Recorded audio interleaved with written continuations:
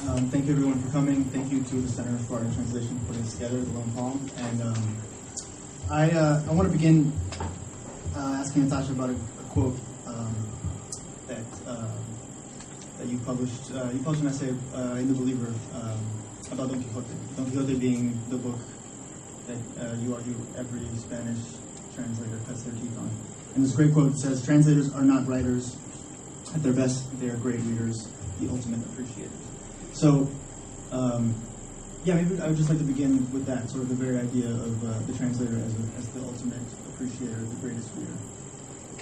Well, I've revised my thinking slightly on that point, but I do think it's true that translators come to translation through reading. We become translators because we love to read, and I think that would be true for pretty much any translator. But when I think about that quote now, I think about something that Gabriel Zaid, who is a Mexican poet and an essayist, wrote about reading, which is that reading is not really reading unless you're reading fast, unless you've got a certain momentum going. If you're sort of crawling over the text, and it's not the same. It loses something, and I think there's a certain truth to that, and I think that's why the books that we read as children are so. Part of the reason why the books we read as children are so vivid to us because we read them so quickly. And because we were so immersed in them while we were reading them. And so as a translator, it's sort of the opposite. You're reading the book at the slowest possible pace. Mm-hmm. You read it first as a reader, but then as a translator, you're sort of crawling through it word by word.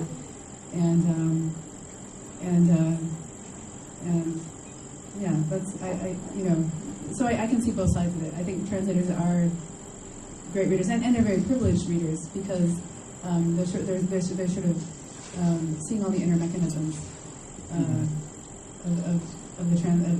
the work, but at the same time they're being alienated from the work in a sense, and I felt that a little bit myself, that by the time you've translated the book, it can't mean the same thing to you that it meant when you first read it and loved it.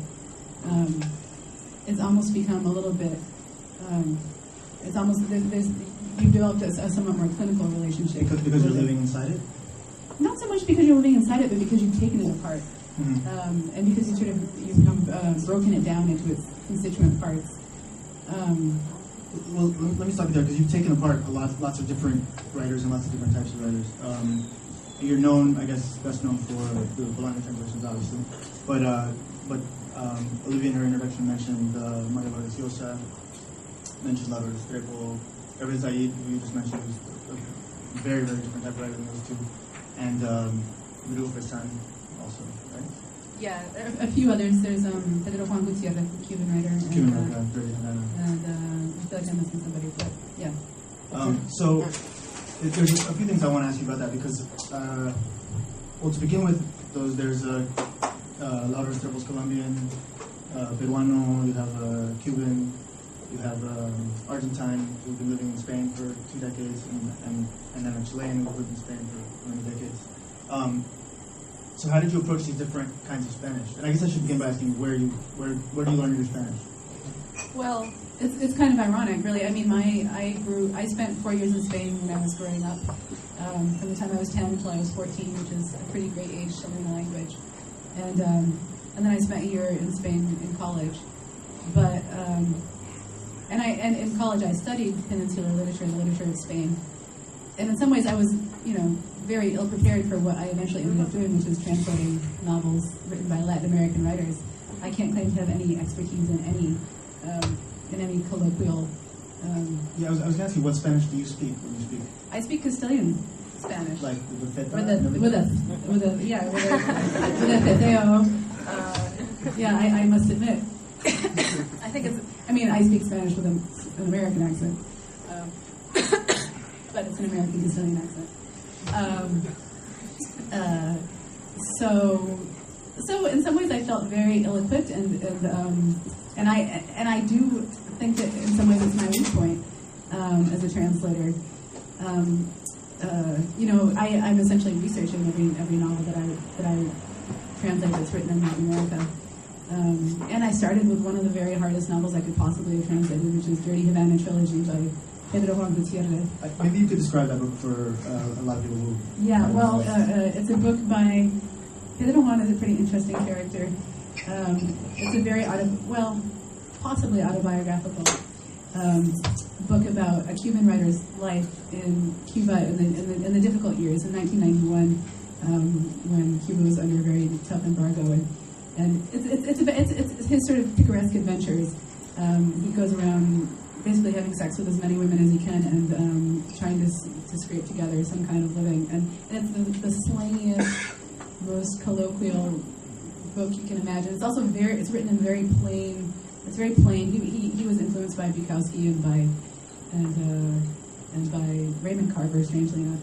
And he was a newspaper writer too. And yeah, I think he was a newspaper writer. And so I didn't realize it at the time, but the plainer the language is, really, I think a lot of translators would agree, the harder it is. The more lyrical it is, the easier it is, because it's easy to create a simulacrum of lyricism in the language you're translating to, but to make the prose transparent is very, very difficult. There was something you mentioned in your essay, the kind of two strands of translation. Domestication versus sort of anti-domestication. Or have you renounced that idea too? No, I haven't renounced that idea. I think it's an interesting idea. I hadn't entirely espoused the idea when I wrote the piece. I was interested in the idea, which for those of you who haven't heard of it, is just the idea that the translation should not be entirely transparent. That you shouldn't forget that you're reading a book in translation. That you should be reminded that there's something foreign about this text. And it's sort of more an academic idea than a practical idea. I think that most translators who are translating for publication eventually more or less discard it. Not entirely, though. For example, Lydia Davis, who's a wonderful translator, sort of took the idea and made it her own. She retranslated the first volume of Proust, and I'm not going to remember exactly, but sort of typical was her translation, even of the title. It sounds a little bit awkward. It sounds a little Frenchy. And so it's an interesting idea. I think it has become more useful to me more as sort of a grace note. Maybe in translating slang, sometimes it's useful to translate literally and make something sound literally translated and therefore avoiding finding some cliched equivalent in English. When you begin a book, say like Dirty Havana Trilogy, do you decide from the outset what your sort of theoretical approach is going to be? Like, am I going to domesticate or not domesticate, or do you just learn that as definitely not. Yeah, you just go with page by page by page, and then page by page. I mean, I never try to foreignize. I'm pretty strongly in domestication camp at this point. There's nothing original about it, but I do think that the text just has to read as naturally as possible in the language that you're translated into, and that's the bottom line. But yeah, I generally don't come up with theories before I translate. I translate and then I revise as I go. Sometimes that gets me into trouble. And actually, with the Savage Detectives, I started out breaking up some of Bolaño's sentences and realized when I was halfway through that it could not be, and I had to go back and redo the whole thing. So I've also it wasn't the first time I've completely redone something. Although in previous cases it wasn't my fault. I was once given the wrong draft of a book. That was unfortunate. That actually happened when I edited with a friend of mine, Diego Reyes, a zoetrope Latin American issue that I just gave him, and that happened to us. We sent the wrong version. It was horrible. But we made the writer fix it. We outsourced that work. So you began doing this ventriloquism with this Cuban writer Gutierrez, and then that was when you were working at FSG, correct? Yes, in fact, around the time that I got the translation, I got into translation through publishing. I was just telling somebody that translation is completely, there's no general path to become a translator in the United States. There's no, you can get a degree in translation, but that doesn't mean you're going to become a translator. So people get into it from all different kinds of directions, and my direction happened to be through publishing. And when I was working at FSG, this novel came in by the theater, and I was looking for a translator, and the editor-in-chief wasn't happy with any of the sample translations we were getting, and so I thought, I'll try. And so I tried to sample, and they were very generous and let me do it. And then I quit soon afterwards. But I emphasized that it was not because I had just gotten this other job. So that's how it started for me. And then what have you done? What did you do immediately after? After that, I did Vargas-Llosa. I did a collection of essays.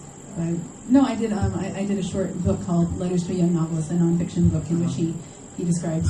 It's basically lessons to young writers about how to write novels. The complete opposite of Dirty Havana Trilogy. It's this very formal. Mario Vargas-Llosa has the longest sentences of anyone, and they're very structurally complex. And that was a challenge of that book. Not slangy whatsoever. And then I did another book by Vargas-Llosa, another collection of essays, and then I eventually did a novel. Not his best novel. The Way to Paradise. It was a fictionalization of the story of Gauguin. Yes. And his, I've heard of it. But the only reason I got to translate that novel was because Edith Grossman is usually his translator, and she happened to be working on the Garcia Marquez autobiography. And so I was. The few rears its head again. Yeah. I want to ask you about that because it sort of seems like now that you are the person who had the privilege of translating these two massively impressive books and also canonical books, like immediately canonical novels, that the two sort of great, well-known translators into English, Rabassa and Grossman, are sort of associated with the boom, and now you're forever going to be associated with the next great Latin American writer, Bolaño. How does that feel? I mean, you presumably have read a lot of Grossman and a lot of Rabassa, or maybe not. Well, I have read some Grossman in translation. It's kind of hard for a translator. A translator doesn't often end up reading that much in translation because you can read in the original. But recently I've been doing reviewing and I've ended up reading a fair bit in translation. And I have read Grossman. I haven't read so much Rabassa. I read Rabassa's little autobiographical book about being a translator, which I found really liberating.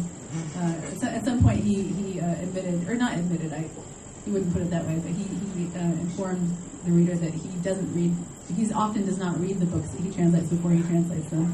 And he claims that it's because that way there's pressure. That's a total lie. Yeah. It's just like a classic corner cutting. Well, I think it's, to me, I was sort of liberated by that. And then I promptly decided not to read. But I'm kidding. His book about translation is very irreverent, and he even sort of admits to not liking some of the books he translates. Yeah, I think he does. He's very straightforward, and he's very. He's eccentric. The book is eccentric, and it's fantastic. It's really, really good. He's got a very distinctive style of his own, which sometimes you feel that a translator won't have because they've been sort of melting themselves into other voices for so long. And I think Edith Grossman is a wonderful translator. She's a very fluid translator. I'm always amazed by how smooth and sort of beautifully her translations read. But I feel like I lost track of it. So am I. It's fine. I honestly don't remember the question, but I wanted to talk about the moment that you, I guess the first time you came across Bolaño, or you read. Did you read the Chris Andrews translations first? Or no? No, I didn't. In fact, I had not heard of Bolaño. I read The Seven Detectives. FSG sent it to me actually and asked me to read it and tell them what I thought about it. and I read it, and I was just completely blown away. It really was the best thing that I had read in Spanish or English for a really, really long time. And I think the way I put it then, and I still would put it this way now, is that so much fiction feels willed. It just feels like the writer, had an idea for a novel and set out to write it. And with Bolaño, it felt so natural. It felt as if he could do nothing else but write a novel. And also I had the experience of, which I also had, for example, with Infinite Jest, with Parker Wallace and some other writers, that just I couldn't get his voice out of my head. For the next few days, for after I had read it, I felt as if my sentences were coming out sort of in the rhythm in which he was writing. I thought it was wonderful, and after I realized that because I learned that he had a translator, Chris Andrews, who was a wonderful translator, was his translator, and had done some shorter books which were published by another press, New Directions. And so I told my editor, I said, look, I know Chris Andrews is the man to do this, but I love this book, and just keep me in mind that if anything happens. And I sort of forgot about it, and then maybe 6 months later, I got a call, and he said, Chris Andrews can't do it, please do it. So, and Chris Andrews and I have since exchanged mutually appreciative emails, and he lives in Australia. I've never met him, but it just seems like such an exciting moment. I mean, this is the Savage Detective is such an incredible book, and I can imagine someone giving that phone call like, you get to translate this book. Yeah. Freaking out, or no, not freaking out. Just being really excited. Being really excited. Yeah. So you had done. I mentioned earlier you translated a Colombian writer, a Cuban writer, a Peruvian writer, Mexican essayist. So then you come across this middle section of the Savage Detectives, which for those who don't know is this kind of polyphonic, maybe 30, 40. How many voices? Yeah. So I think it's like 49 or 59. So yeah. So 50 different voices telling the story of Arturo Villano and Mrs. Lima as they kind of wander around the globe for 20 years. And so it's told by all kinds of different people, Italians, the Israelis, Colombians, Peruvians, Mexicans, lots of Mexicans, Chileans, Spaniards, everybody. So what do you do? Did that help, having translated different text writers? It didn't help at all. I think that there are no Cubans and there are no Colombians, and those are the two languages that I had translated. There is a Peruvian. In fact, the Peruvian section there is one section of the Savage Detectives is narrated from the perspective of a Peruvian. There's one Peruvian. Yeah, and I can't say that Vargas Llosa helped me at all with that because Vargas Llosa is The novels that I translated by Vargas Llosa are very formal. His earlier novels are much more colloquial. I might be going out on a limb here, but I feel like the Peruvians that Bolaño would know are not the Peruvians that Vargas Llosa hangs out with. Yeah, it's possible. Yes, Vargas Llosa hangs out with diplomats. And, actually, it's interesting. It's interesting that you're up here tonight. The Peruvian section was the most difficult section for me of the whole second section, and I really struggled with. Eventually you can figure out what the words mean. Although sometimes I don't find I feel like I can't find out to my satisfaction what the connotations of the words are. Like I know bluntly what they mean, but I want to know the background of the word, and sometimes I can't find that out. But it's sort of impossible to know that for 30 different types of Spanish. It's not impossible, but it would just involve more, I don't know. I need to have more friends than I have. They say I need to have friends in every Latin American country. So you moved to Mexico City while you were translating this? I didn't move. I was there for 2 months. Let's say you moved. Okay. For tonight. So you moved to Mexico City and you I felt like I moved. And you were living near one of the locations in the novel, is that right? Yeah, I was living on, for those of you who've read the novel, remember Café Quito, which is the hangout spot on Calle Bucareli Street for the poets, the young poets of the Savage Detectives. It has a real life counterpart, which is Café La Habana, in Mexico City, and it's still the same as it was probably in the 1970s. It's a pretty fantastic cafe. It's high ceilings, and supposedly it's the spot in government. Supposedly it's where reporters go to get or where members of the government go to leak information to members of the press. And so we were close to there, and in fact I had a couple of young Mexicans who helped me out with Mexican Indians, and we met at Cafe La Mano and sat there and did it, so that was kind of perfect. And it was useful in all kinds of ways. I mean, I think I was saying this yesterday too, but Mexico City, or the geography of Mexico City is very important to Bolaño, and he sort of obsessively talks about the streets of the city, and you can pretty much follow where his characters are going block by block, and so it was really useful for me to be imbibing the atmosphere. Actually. Yeah, the atmosphere, and then all kinds of little details. I don't want to repeat myself. I said this yesterday too,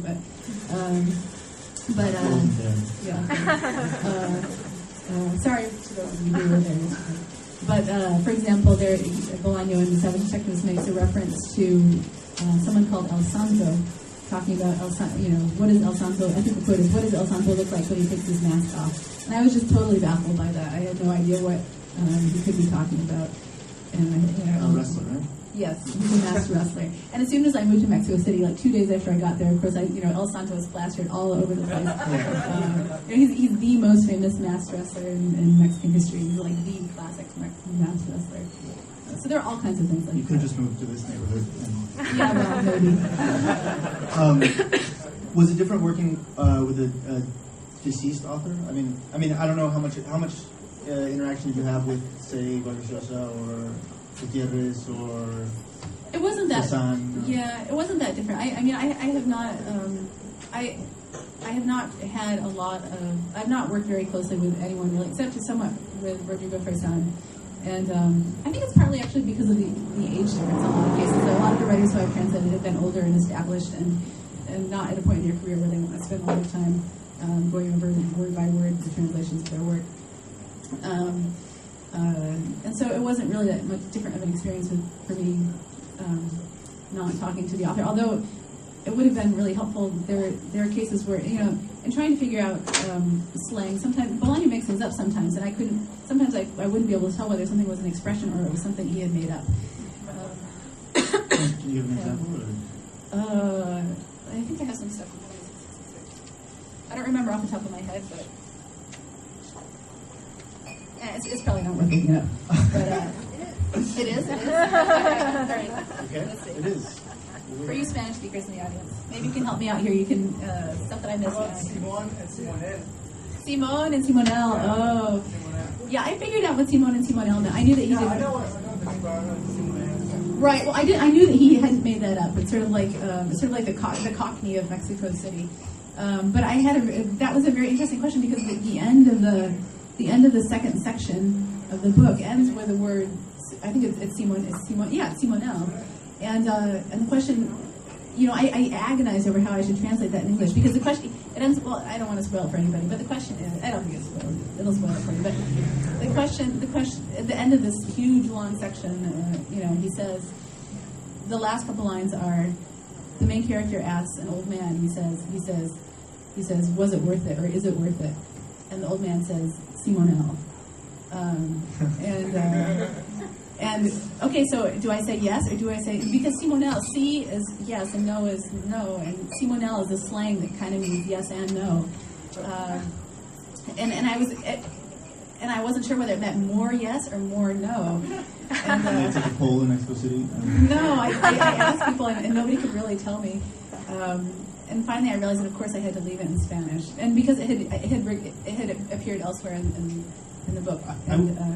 I was in Mexico City in March, and I was with a friend of mine who doesn't speak Spanish, and everyone kept saying, "Es poca, ¿cómo es? Es poca madre, está poca madre." And which means literally it has no mother, or it has small mother, or whatever. And so I understood, the gist of it. My friend was like, what is that? So we were with some people. We were walking around Garibaldi. It was totally under construction. There was this guy, random guy we met at a bar who was with us, and he was in a suit. And so my friend asked him, "Hey, what does this mean, poca madre?" And which only required an explanation. That means cool. It means badass. It means whatever. And instead of giving an explanation, the guy fell to the ground and started doing snow angels in the middle of the bus on his back, with in a suit and screaming like that. And then he stood up and said, "That's poca madre." See, I don't know if that would have helped me that much. It was one of those moments where you feel like you're getting some dim insight into the character. But no, I mean, in terms of how do you put that on the page, I don't know. So there was a quote I wanted to read from this Slate review. It was great. It says it's a review of 2666, Yeah, it was 2666. So it says, one proof that we're reading a major new writer is that his writing immediately strikes us as ugly. So what do you think about that? Oh, it's funny that you should bring up that quote because I love that quote and I used it myself, and to explain a little bit the weird perverse appeal of Bolaño, and I think that's right on with Bolaño. I think he's got this. I think especially for readers who come to his novels from reading the writers of the boom, like Garcia Marquez or Vargas Llosa, who are very lyrical writers. I think a lot of people, pick up one of Bolaño's books and they're like, what? I don't get it. And I think that there's a certain plainness. He has a certain plainness that is very of his generation, but it's mixed with this kind of oblique lyricism. He is a poet, and there are moments. There are so many moments of poetic beauty, but often they sort of verge on nonsense. And I think he really sort of skirts the edge of senselessness and ugliness. Yeah, that's what I would say. Yeah, so there's he's a poet. Some of his stories, or a lot of his stories, he spends a lot of time making fun of Neruda. A lot of time, he's very suspicious of easy eloquence. He's sort of an anti-rhetorical writer. There's the amazing stuff he makes fun of Octavio Paz, the kind of walk around is that in the Savage Detective? Yes, narrated by Octavio Paz's secretary or something. It's absolutely hilarious. And so he sort of positions himself in opposition to these great boom writers, which happen to be the writers that are best known in the United States, in English, Latin American writers, and you notice that in the prose, I think it's sort of become part of his mystique, I mean, how I guess you're not aware of why you're not working with that. It is part of his mystique. I think one of his friends, when I was talking that whole post boom thing up, anti-boom thing, and one of his somebody else, one of the the other writers I translated, Rodrigo Fresan, who was also a friend of Bolaño, said to me, it's easy to say that, but it's not really true. Bolaño took a lot from the writers of the boom, and he did. When you look at it more closely, he really did. And also from Borges, who he thought that all writers should go back to Borges, that everybody should. And Cortázar too. He doesn't write so much about Cortázar. I don't remember him talking so much about Cortázar, but I'm sure he did like Cortázar. And I think it's true that he's not. I think one of the things that's different about Bolaño and the boom writers is the boom writers were national writers. I mean, they were almost all of them were writing in exile, but they were sort of creating national literatures for their countries. Mm-hmm. And Bolaño is very much post-nation. I mean, he was born in Chile. He lived in Mexico. Sort of his formative years were spent in Mexico.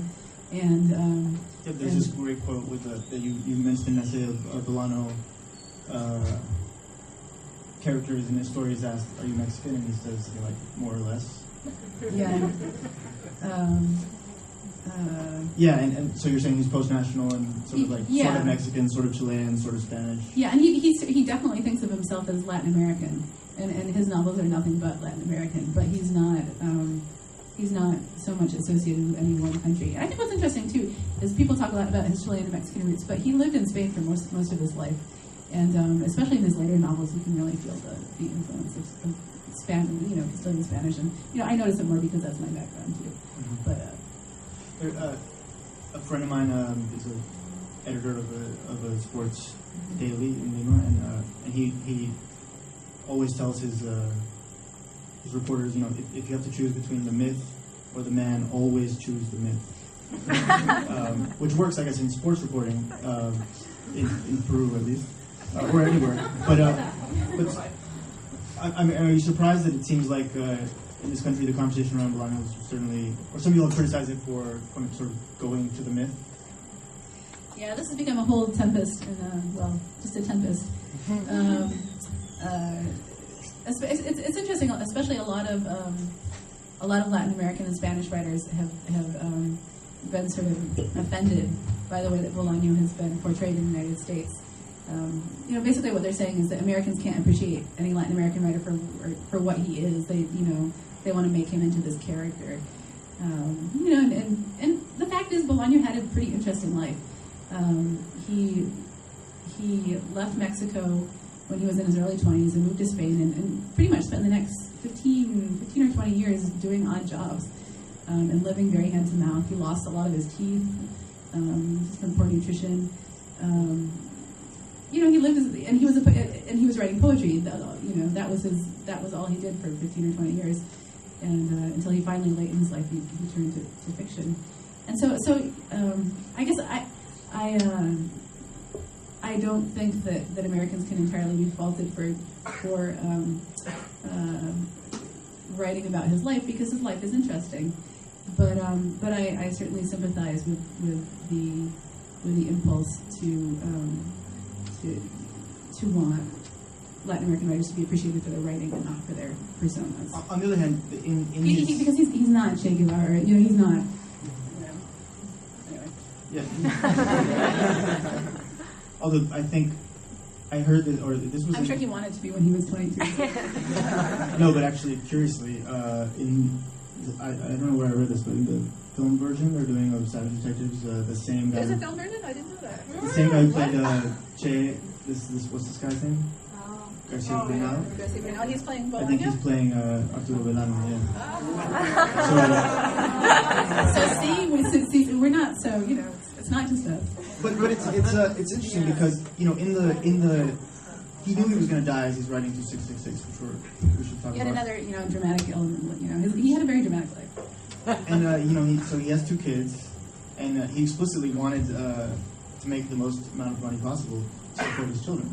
He in fact asks in his will that the book be published in 5 separate books so that he can make the most money. Well, I should explain it is divided into 5 sections. He didn't just arbitrarily chop it up. Yes, that's true. So yeah, clearly he was thinking about sort of success in a commercial sense, sort of for his kids. You gotta feed the children. And not just in a commercial way. I mean, Bolaño was obsessed with the myth of literary, with becoming a literary great. I mean, he, that's essentially what his fiction is about a lot of the time. Mm-hmm. Anyway. No. I think you're right. But I was going to ask sort of a related sort of question about that. It's hard to fault his publishers in the United States. I mean, it's hard to make a writer in translation as big as Bolaño has become in the United States. Yeah. And yet they did it, and so in a sense, I think it's kind of difficult to get mad at FSG. So yeah, they can do it's half dozen wars. Either they don't publish literature in translation and they're vilified, or they publish it with success and they're vilified. So I guess the ideal is to publish it sort of quietly and unsuccessfully and lose a genteel amount of money on it. And, which is sort of what was happening. Well, maybe not. I don't know if that's true. I don't know if that's true. What was the transition like from the sort of playful and exuberant and polyphonic Savage Detectives to ominous and I don't know. You fill in the after 2666. I have to do all the work. They're very, very different novels stylistically. In fact, I was struck at the beginning by how different all of his novels are stylistically. I think as a writer, as a reader, if you had first read By Night in Chile, which is his first novel that was translated into English, you would be completely dumbfounded, or you wouldn't. It would seem as if The Savage Detectives had been written by a different writer. And The Savage Detective is unusual among his books. It's really not a typical book for him, I would say. It's very colloquial. I mean, there are certain motifs that recur in all of his novels, and so in some sense they're all very tied together. And characters and plot points, and he had this. I'm going off on a lot of tangents, but he had the idea of a total novel, that all of his novels would sort of make one giant novel in one fictional world.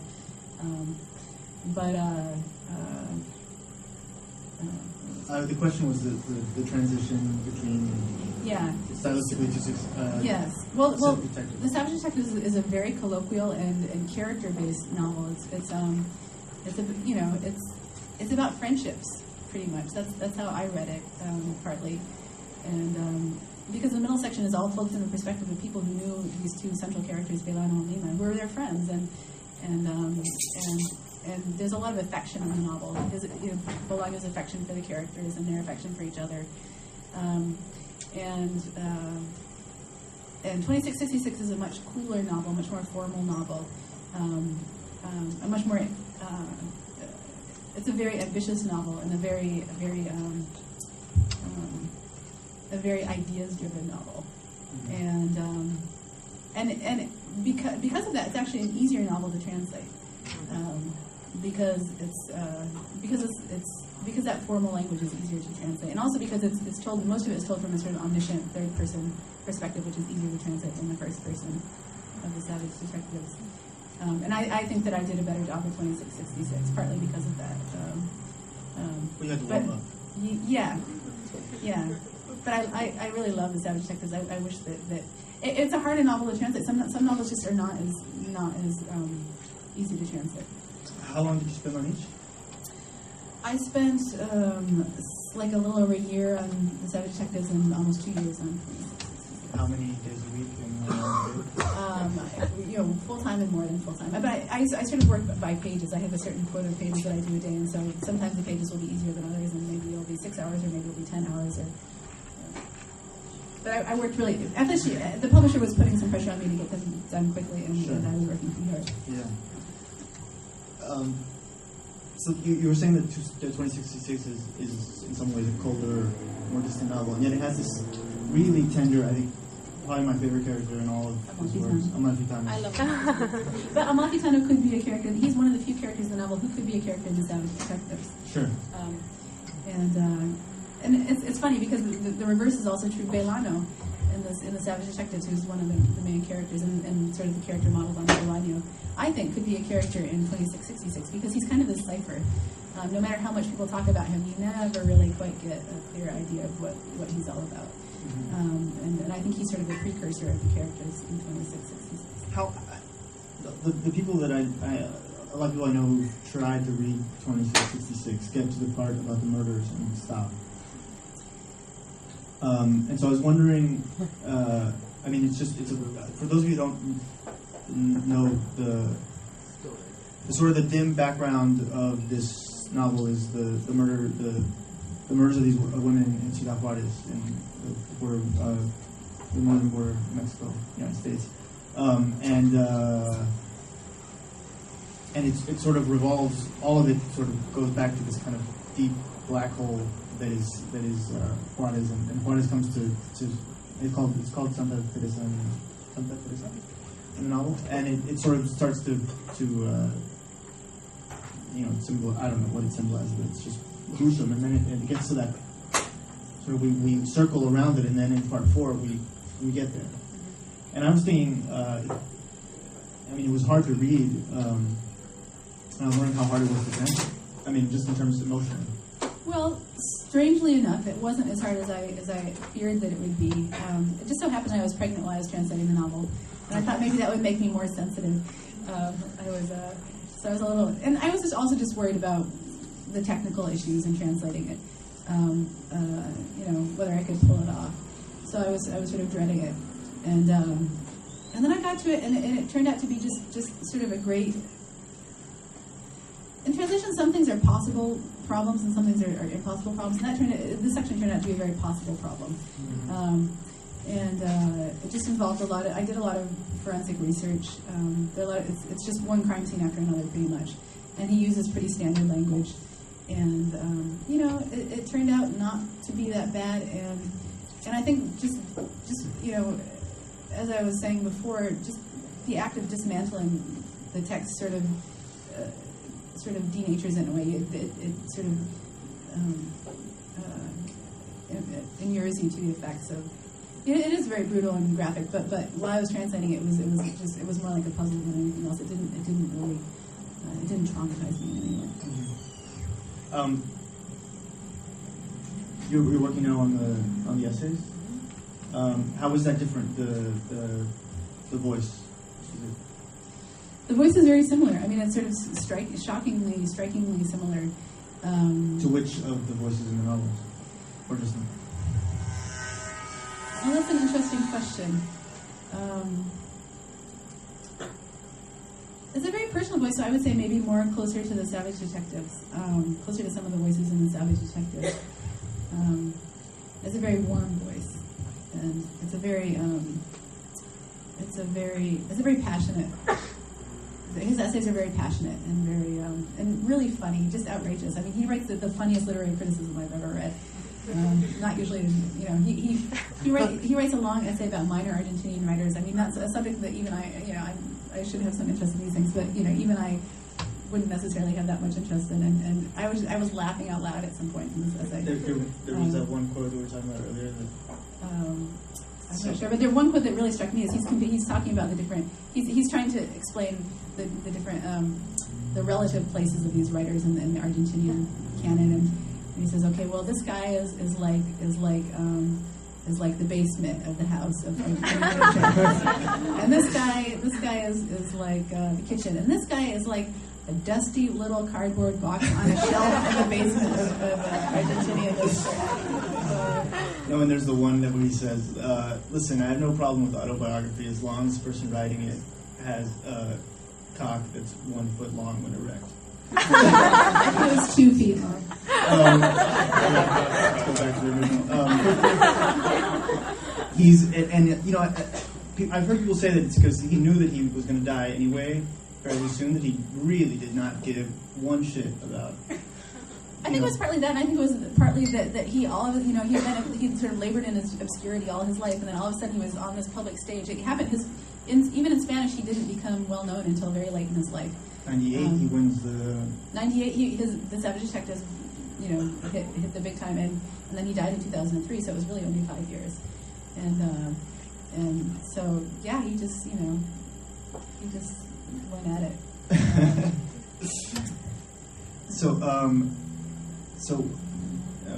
just asked you about the essays, and I wanted to ask you because to go sort of loop back to the beginning where we were talking about the Don Quixote essay.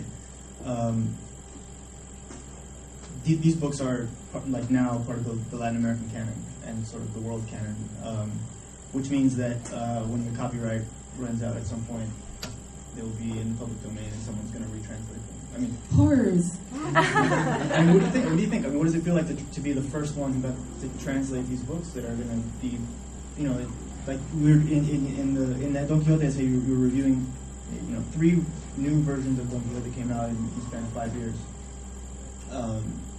And this book, along with a few other sort of books in Spanish, novels in Spanish, these 2 are sort of major. Yeah, I don't feel proprietary at all. I mean, I think it's great that it be retranslated. I mean, I think really it's true that one of the points of retranslation is to put it, to put it in a language that's more fresh for the generation that's reading it. And I think that's important. But even more than that, I think it's just to remind people that it exists. I think that's more the purpose of it. And I certainly have no problem with that. And it'll probably be a while. I mean, 100 Years of Solitude hasn't been retranslated yet. Roberto might be in his grave before that happens. So, Okay. Well, I think we should. You want to open it up to Yeah, questions? we should open it up to questions, and yeah. Hello, thank you for coming. This is great. I heard recently that there was actually a sixth section of 2666 that is turned up somehow. I wonder if you could say anything about that, or if you've read it. I have also heard that rumor, but actually, you know as much as I know. I have not seen it, and I don't know what will happen to it. If it exists, I'm sure that Bolaño's new agent will sell it for a lot of money. I sort of don't want there to be. I know. I hope there isn't a sixth section. That'd be awesome. Yeah, I don't know. It will be very disconcerting. Yeah. Well, this is a question that other people ask me. Like my students ask me, and other people ask me, what does 2666 signify? Well, you know, there's no reference to it in the novel itself, but there is a reference to it, or I think to it directly in the short novel Amulet, in which I think it's referred to as the graveyard of. It's like what's written on the gravestone of. He cites something like it's like something. Eyelid. Yeah, someone On uses the it. eyelid. The eyelid, really? Yeah, inner eyelid of an infant. No, No, I I remember think there it's being the a gravestone, gravestone. You see, it's a cemetery. There's a cemetery There's a involved. cemetery. It's an apocalyptic date, basically.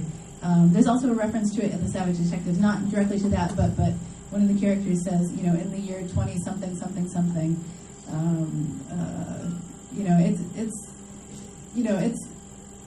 I think it's you know, it's a reference. It's sort of the symbol of dread. That's what I would say. On the other hand, I think it should be noted that, like Bolaño with titles, By Night in Chile, he wanted to call it The Storm of Shit.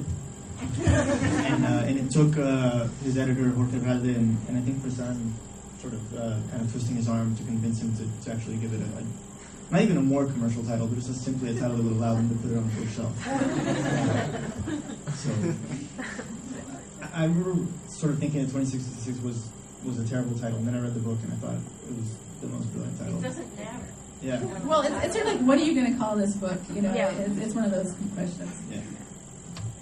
But reading the last section of 2666, there's this long biography of the writer Archimboldi, and it goes at length through his entire life, and then he has a literary career, and you hear about book after book. And while I was reading this, I actually had a little bit of anxiety of like, I don't know who's going to die here first, Archimboldi or Bolaño, before he finishes this long narrative about this character. And I'm wondering if there's any anxiety that you, or even an issue of quality, at the end of the text of 2666, where you can tell, wow, this guy's reaching the end, or he's dying, or is there any perception of that? Not at the end of the book, but throughout the book. I mean, I think that the whole book is about his fear of death and his dread of death. I mean, a lot of it is about legacy, is about the writer's legacy.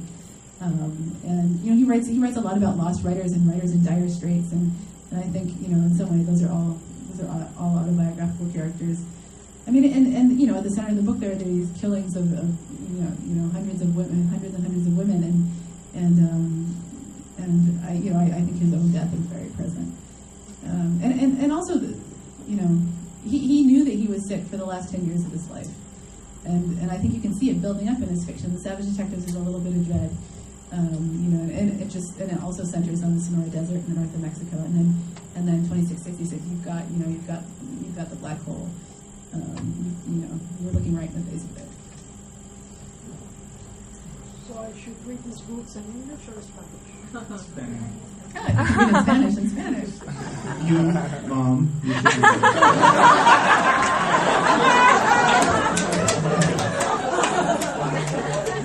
No, Natasha.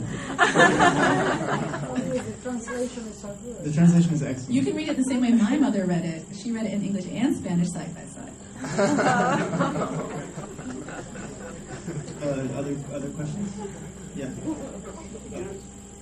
And then You mentioned new translations as generations go along and books become older. New translations were able to make works fresh again for a new generation of readers. And one of the interesting things I've noticed is that we don't really have that opportunity maybe for books, old texts, say they're written, and I'll say my language, English. Yeah. I look at students of mine, high school students, and having difficulty getting them interested, say, in Edgar Allan Poe or somebody like that, because the language is more difficult for them being much older. But, I mean, so what about that? Like in our own language, you know, making words fresh again, but there seems this great opportunity with words that are coming from other languages that we get to make them fresh again. New translators. Yeah, that's an interesting perspective to make translation seem like a positive thing. I mean, I think that we just have an inherently deeper and deeper connection to works in our own language that makes, you know, hopefully there's not the barrier that there would be. And also, I do think there's something, I think translations age worse than originals. And it's hard to say why that is exactly. Just because they're not as organic, I would say. Do you really feel that way? No, I mean, isn't a translation in many ways concomitant with its time? And Yes. doesn't every book have the translation of its time becomes the classic of its time, and then it moves on? And I'm just thinking about Sappho, how many times, you know, Sappho, Catullus, etc. How many times the ancients have been translated, and each one really reflects that, the vernacular of the present. No, I think that's definitely true, but I still think it probably doesn't have the same force that the original had to its original readers. It's not quite the same. I just think that your voice as a translator cannot be as coherent as the voice of the original, no matter how wonderful a translator you are. There was a question there. Yeah, you mentioned that a translator is a very careful reader, but as a translator, you also have a personal style. And I'm just wondering to what extent you have to consciously work at suppressing your own style as you're trying to bring Bolaño to us. I am conscious of it sometimes, and I do suppress it. I don't know. It's actually hard for me to. I think some of it is just unconscious, and there's not much you can do about it. There's certain word choices. If I find myself, you know, choosing a certain word a lot, then I try to catch myself. But yeah, I think that there's not that much you can do about it. And but I guess I think that hopefully the writer you're translating, hopefully his style is strong enough that it will you know, your own style will not, you know, stick out too much. So we have time for a couple more questions. Yeah, maybe two more. Two more questions. Yeah. I'm wondering if you could talk about pleasure, the pleasure of translating, because you know, all of us in this room likely have experienced pleasure in reading, and at least to me, translating gets even closer to the text. And I wonder if you could talk about any specific pleasurable moments you had translating one of these books, or whether it has been that for you, or how that factors into your day-to-day experience as a translator. It is pleasurable. Some parts of books are more pleasurable than others. I mean, it's great when you're kind of rolling along and it just seems to be, you know, flowing, and that's wonderful. But also it's wonderful when you've got some really naughty passage and you finally, you know, you've gone through it, you know, over and over and over again, and finally you're seeing diminishing returns, and you think, you know, this is you know, I've gotten somewhere with this. So there's plenty of satisfaction that way. I've also had a sort of more cumulative pleasure in translating, in the sense that when I first translated, the first couple of books I translated, I would open the book, after it had been published, I would open the book to, you know, any random page, and I would immediately see something that just horrified me. And now I find that I can open the book mostly and not be too horrified, and that feels like progress and satisfaction. Yes, Orion. Me? Yes. I'm wondering if you read aloud as you read? Yes, I do. I do often read out loud. Do you read the original and also your own translation? Just the English, because something, I think that, it helps a lot. When it's a really difficult passage, I often read it out loud, or if it's a very colloquial passage. And what are you listening for? I guess rhythm and cadence are really important to me. I really focus on rhythm. And in fact, going back to what we said about slang and vocabulary, I feel that I try to. I read somewhere that in translating